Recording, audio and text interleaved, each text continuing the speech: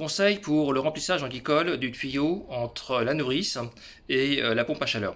Alors, les murs géothermiques que vous allez recevoir sont déjà pré-remplis en glycol jusqu'au niveau des raccords qui se situent ici.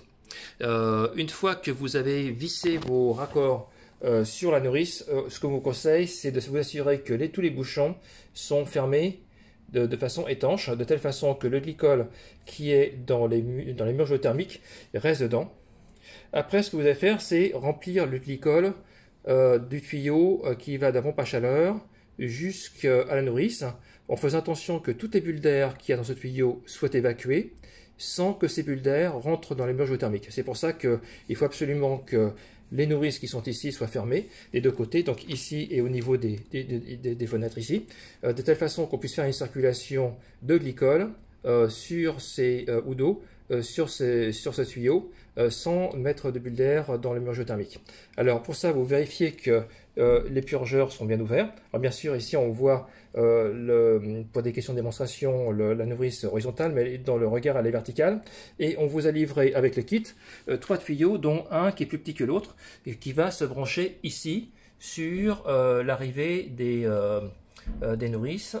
Et du coup, vous allez ouvrir le robinet ici et ici, de telle façon qu'on puisse avoir une circulation entre la pompe à chaleur et ces tuyaux en boucle fermée sans passer par le mur géothermique. Pour ça, donc ça c'est le côté mur géothermique. Alors maintenant, le fonctionnement pour le remplissage du tuyau avant la mise en pression. Donc vous allez utiliser ce bac qu'on vous a livré. Le tuyau du bas, qui est ici, va se brancher sur la vanne qui est contre la pompe à chaleur. Là, c'est l'arrivée de la pompe à chaleur. Et l'autre tuyau qui est en haut, ici, qui est le retour, sera branché sur la vanne qui est la plus éloignée de la pompe à chaleur.